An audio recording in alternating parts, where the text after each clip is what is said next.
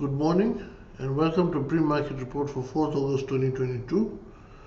Now, before we dwell into the pre-market video, I'd like to remind everyone that they can subscribe for the market services in which you receive market guidance on the indexes plus stocks, and you'll also receive the quantity indicators I utilize, which I have made, and they will help you greatly on your own trading even without my guidance part. So if you're interested, then do subscribe by writing on the WhatsApp number shared in the information box below.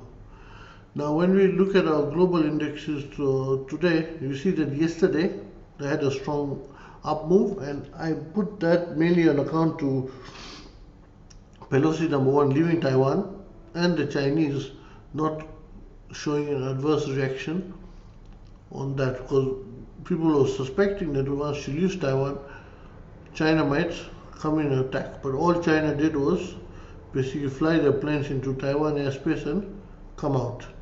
They did not do much more than that, so that was a relief to the global markets. Now, when we first look at the Nasdaq, we see that I've added a new resistance level. However, we'll have to get a bullish close above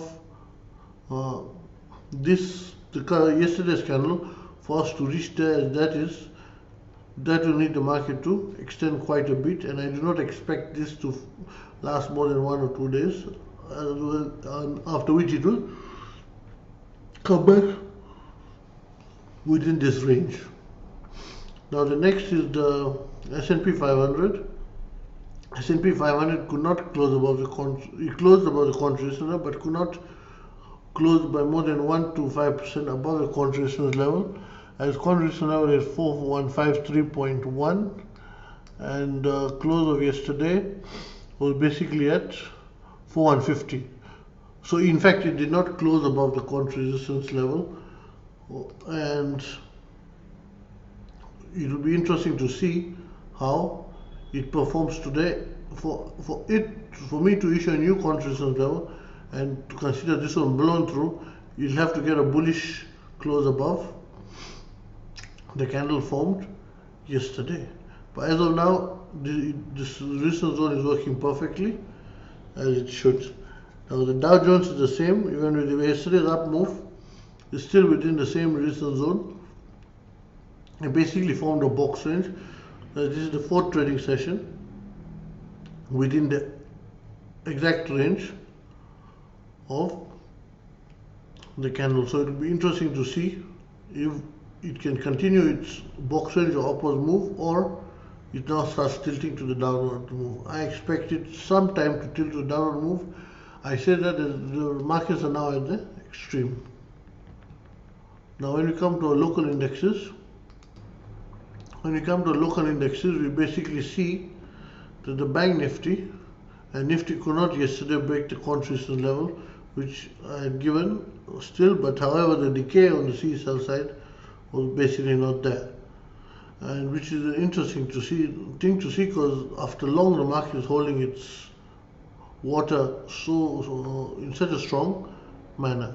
So now today, because of the American market movement, we are looking at a gap up. So we'll have to see if #1, the gap up, once it breaks 17,410, can sustain above 17,500 basically. If it cannot, then it will have to cool off. And the same for Banknifty. Banknifty 38,250 to 38,400 is a very important resistance zone, as I had shared on Twitter the other day. Above that, there's certain resistance levels, but that's going to be a very important zone for the Banknifty, and Nifty is up to 17,500. So basically, that's going to be the zone to watch, because right now we are like the American market, as I said. Indian market is also trading at the extreme of the overbought side. So at some point, a cool off will have to come. Only this time it is taking. The cool off is coming at a lethargic pace, that is breaking a lot of the normal market structure. So basically, that is it for today's pre-market video. Do like the video and also subscribe to the channel.